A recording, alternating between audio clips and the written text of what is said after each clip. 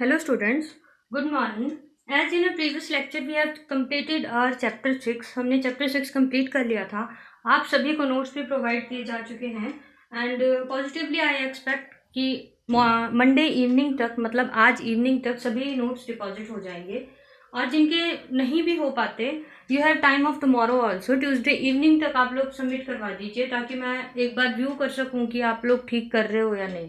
ठीक है. And if any doubt you can ask me. So today we'll start our next chapter, that is chapter number 7, motion of system of particles and rigid body. तो इस chapter के under हम क्या पढ़ेंगे? Motion of system of particles and rigid body. आप बोलोगे ma'am हमने motion के बारे में चैप्टर 2 में भी पढ़ा था. तो the difference there and here is, वहाँ और यहाँ में ये डिफरेंस है कि वहाँ पे हमने सिर्फ एक सिंगल पार्टिकल या सिंगल बॉडी का मोशन पढ़ा था इन 1 डायमेंशन और 2 डायमेंशन. ठीक है. इक्वेशन ऑफ मोशन दी थी. यहाँ पे हम क्या पढ़ रहे हैं? System of particles. System of particles में क्या है? आपके पास एक से ज़्यादा मासेज इन्वॉल्व होंगे. मासेज मतलब एक से ज़्यादा आपके पास बॉडीज इन्वॉल्व होंगी जिनका अलग अलग मास होगा.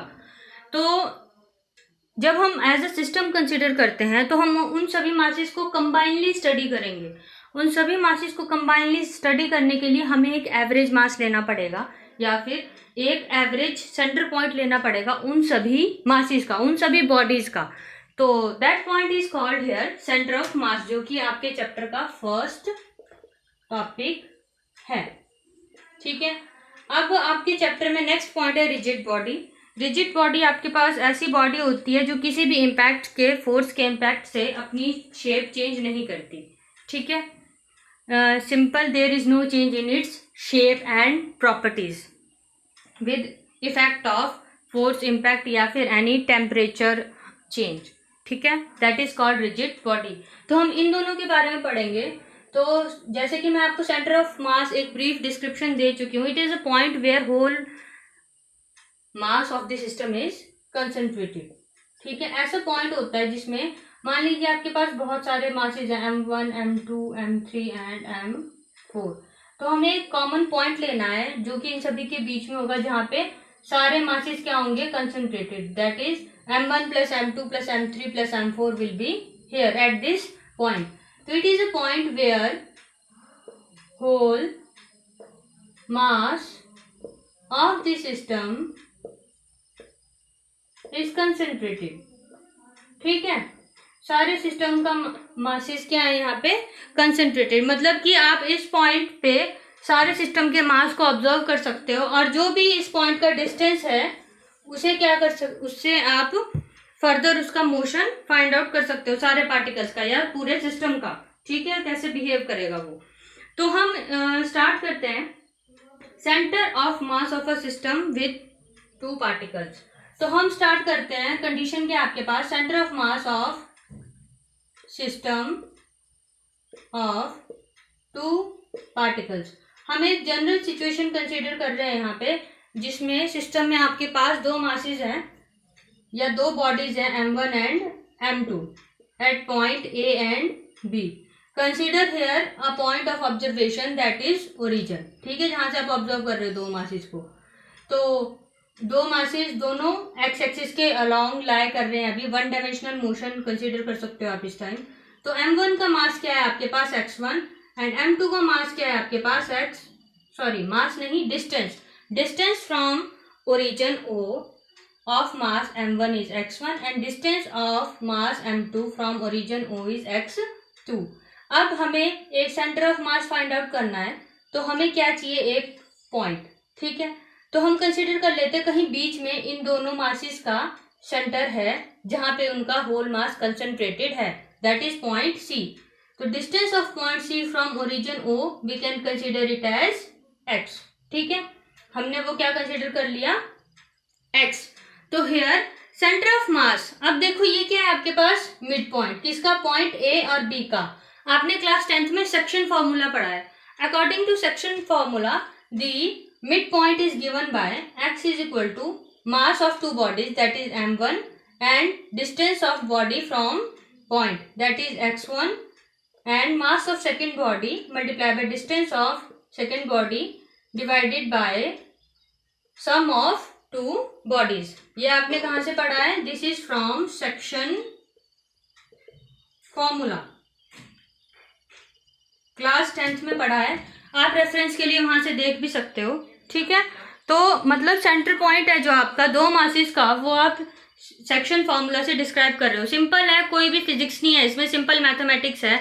वहां पे भी आपने मिड पॉइंट निकाला है दो ऑब्जेक्ट्स का, या दो जो भी आप वहां पे पॉइंट्स कंसिडर करते थे, वहां पे ऑब्जेक्ट्स नहीं कंसिडर करते थे, वहां पे आप पॉइंट कंसिडर करते थे ए और बी। तो वहां पे जो सेंटर फाइंड आउट करते थे सिंपल सेक्शन फॉर्मूला से, वो है।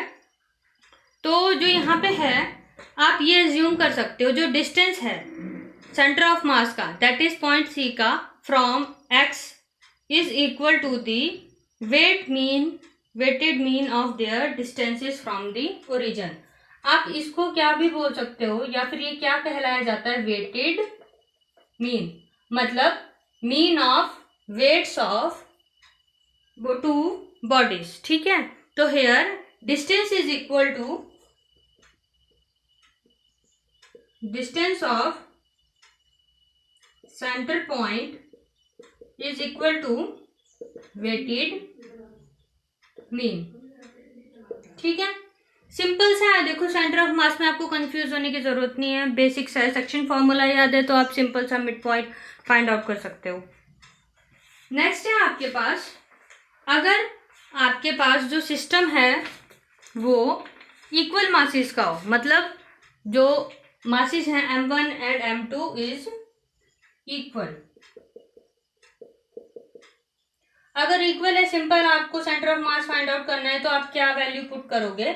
mx1 plus mx2 upon m1 m plus m1 की जगह m एंड m2 की जगह ऑल्सो m फ्रॉम हियर, ठीक है। कंडीशन ही हमने ऐसी m कॉमन ले लिया, x1 plus x2 upon twice of m, that is equal to half of x1 plus x2 divided by 2। तो सिंपल सा है ये। तो अगर आपके मासेस इक्वल हुए तो जो सेंटर ऑफ मास है that is equal to half of sum of distances of two masses, ठीक है। ये आपके पास था for a system of two bodies. अब आप इसी केस में, दैट इज जो लीनियर प्लेन है आपके पास, लीनियर प्लेन नहीं है सॉरी, लीनियर कंडीशन है। लीनियर कंडीशन मतलब एक ही एक्सिस पे दोनों पार्टिकल्स हैं। अगर आपके पास यहाँ पे n नंबर ऑफ पार्टिकल्स हो गए, मतलब यहाँ m1 है, यहाँ m2 है, यहाँ m3 हो गया, कुछ डिस्टेंस बाद आपके mn तक चले गए सारे मासेस, यही कंडीशन है। जैसे मासेस बढ़ रहे हैं वैसे ही डिस्टेंस भी बढ़ रहे हैं, ठीक है। तो centre of mass for a system of n particles, for a system of n particles, n कुछ भी हो सकता है यहाँ पे। n here represents number of particles, n is number of particles, मतलब कितने ही पार्टिकल्स हो सकते हैं यहाँ पे, 1 से लेके 100 तक, 1 से लेके 200 तक, 1000 तक, इंफिनिटी तक भी नंबर ऑफ पार्टिकल्स। पर n की वैल्यू इंटीजर ही होगी यहाँ पे, ठीक है, फ्रैक्शन नहीं हो सकती। तो अलोंग एक्स एक्सिस के अलोंग लाई कर रहे हैं, ठीक है। तो सेंटर ऑफ मास कैसे गिवन होगा उसका? m1 x1 plus m2 x2 plus x3 plus and plus mn xn। Masses की एवरेज देखो, मासेस का क्या आएगा? m1 plus m2 plus m3 up to mn, ठीक है। आप इसे ऐसे लिख सकते हो mathematically, summation of i can vary here, i is equal to 1 2 3 4 and up to n, ठीक है, कुछ भी हो सकता है। तो ये था आपके पास अगर system n number of particles का हो। अगर देखो आपके पास ये तो है कि एक्स एक्सिस में है, अगर आपके पास प्लेन में हो, that is m1 m2 m3 and up to mn, position vectors लेंगे हम उसके फिर, ठीक है। पोजीशन वेक्टर क्या आएगा? r1 vector, r2 vector, r3 vector and up to rn vector. तो अब देखते हैं हमारे पास सेंटर ऑफ मास क्या आएगा यहाँ पे। जो आपके पास कुछ नहीं है, सिर्फ जो x है वो किससे रिप्लेस हो जाएगा, r वेक्टर से।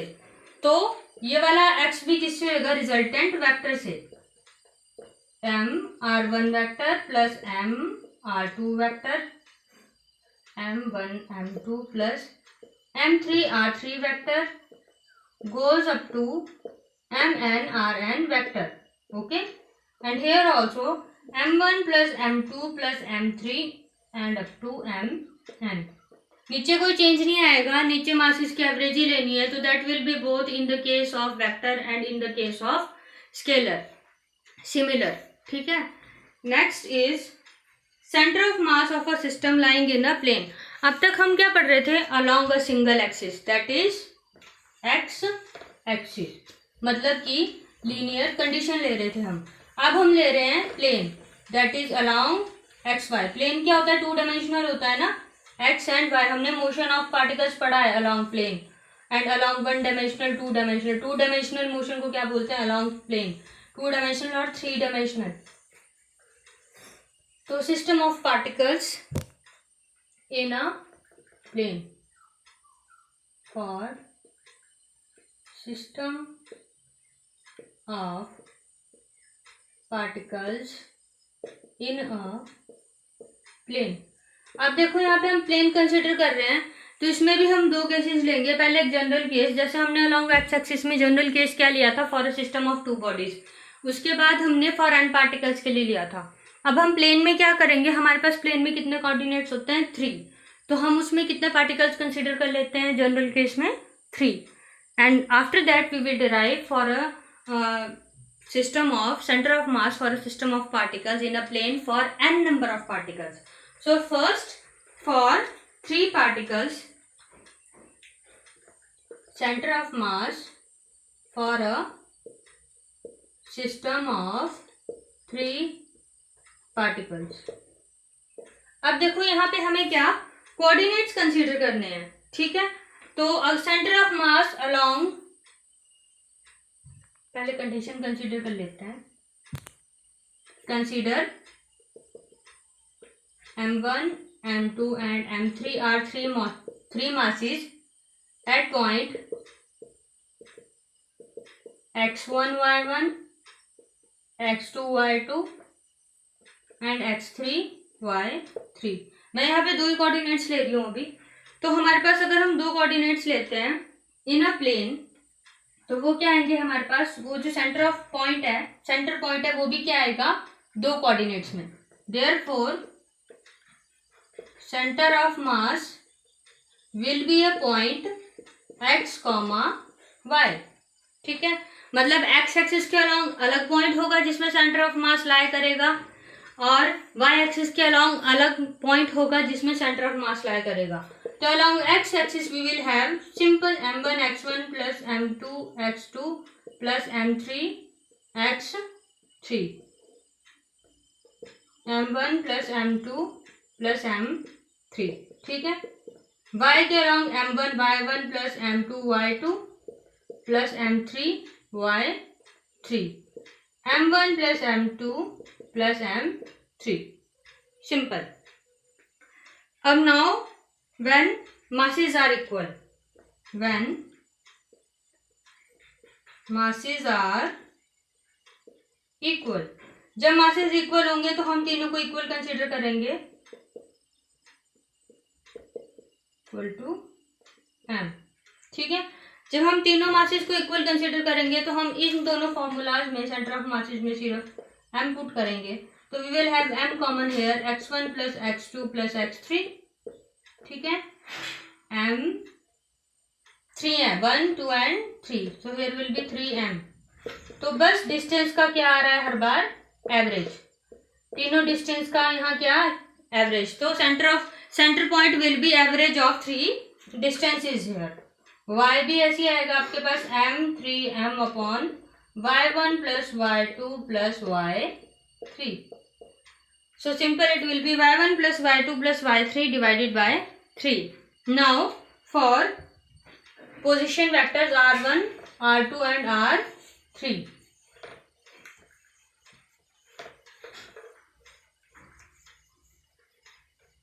इन वेक्टर फॉर्म भी कंसिडर कर सकते हो आप, इन वेक्टर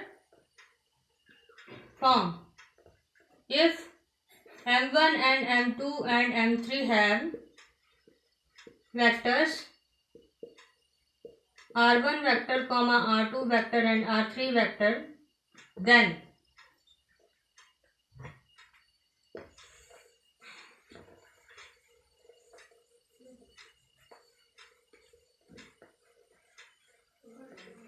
अब देखो हमारे पास जो पोजीशन वेक्टर होता है उसमें हम सारे कोऑर्डिनेट्स कंसीडर करते हैं, which means r vector is suppose to be r1 vector is suppose to be a combination of x i cap plus y j cap.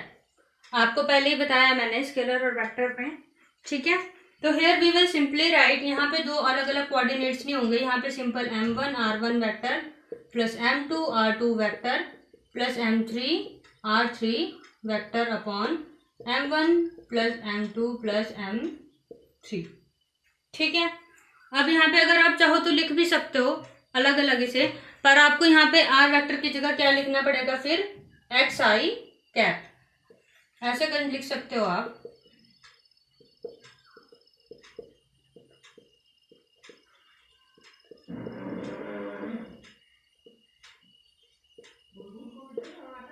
ठीक है, ये सभी ऐसे आएगा आपके पास m1 plus m2 plus m3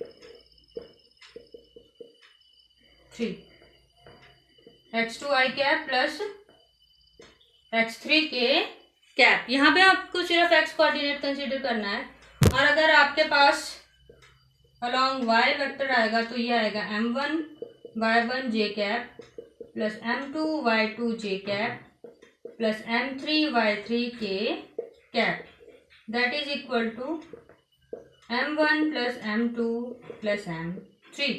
अगर आप समीशन में लिखना चाहो तो ये आएंगे आपके पास summation of iota m i x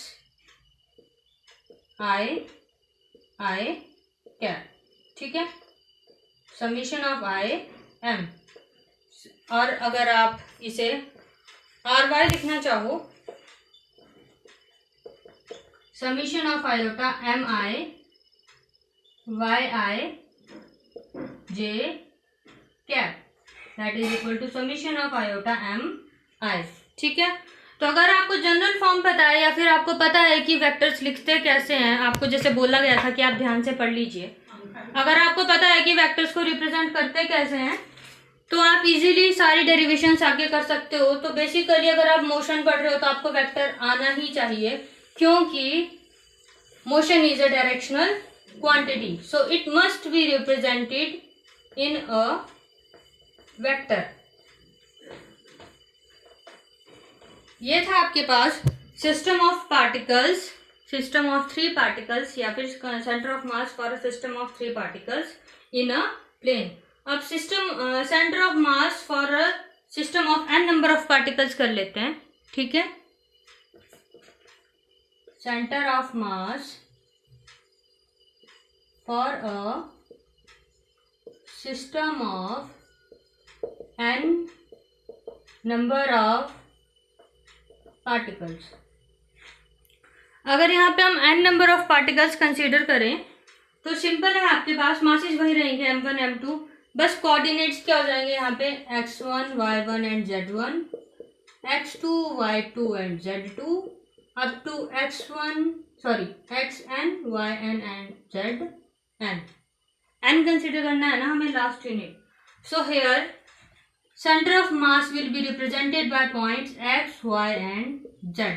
लिख लेते हैं m1 x1 plus m2 x2 plus mn xn divided by m1 plus m2 up to mn.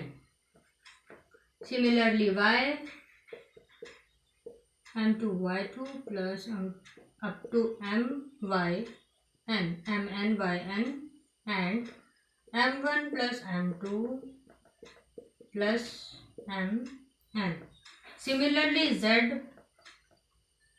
m1 z1 plus m2 z2 plus here x, y, z and representing the three coordinates of a plane. ऐसे होते थे ना आपके पास motion में, ठीक है, 3 dimensional motion में m and y and sorry z and m1 plus m2 plus m n. Simple है सारी. अगर आपको अलग अलग कंडीशंस है, मैंने सिर्फ आपको अलग अलग कंडीशंस इसीलिए करवा दी कि अगर आपसे पूछा जाएगी find out the centre of mass for a system of particular 3 masses या 2 masses in a plane along x axis, तो आपको स्पेसिफाई होना चाहिए कि अलोंग एक्स एक्सिस में टू पार्टिकल्स का कैसे निकालना है. अलोंग एक्सिस में 3 पार्टिकल्स का भी निकाल सकते हैं अलोंग एक्स एक्सिस में. बस आपको जनरल ये एन वाला कंडीशन मालूम होनी चाहिए. 3 पार्टिकल्स के लिए पूछा है तो आप यहाँ पे equals to n equals to 3 put कर दो और आपके पास जो सेंटर ऑफ मास है, जितने भी नंबर ऑफ पार्टिकल्स का पूछा है वो आ सकता है. ऐसा नहीं है कि ये सिर्फ आप लार्ज केसेस के लिए ही कर सकते हो. एन एक जनरल फॉर्मूला है. एन की वैल्यू आप कुछ भी पुट करके कितने ही number of particles, be it from 1 to anything, any number या एनी नंबर ऑफ पार्टिकल्स आप फाइंड आउट कर सकते हो. तो जनरल फॉर्म क्या आएगी इसकी, m i x i upon summation of iota m i. y will be equal to summation of iota mi yi upon summation of iota mi, and similarly z will be equal to summation of iota my zi upon summation of I mi. Iota नहीं है, sorry I है, ये बार बार मेरे मुंह से iota निकल रहा है, sorry for that. So for position vectors r1 r2, अगर पोजिशन वेक्टर है तो पोजिशन वेक्टर के लिए आपको सिंपल ही याद रखना है जनरल फॉर्म.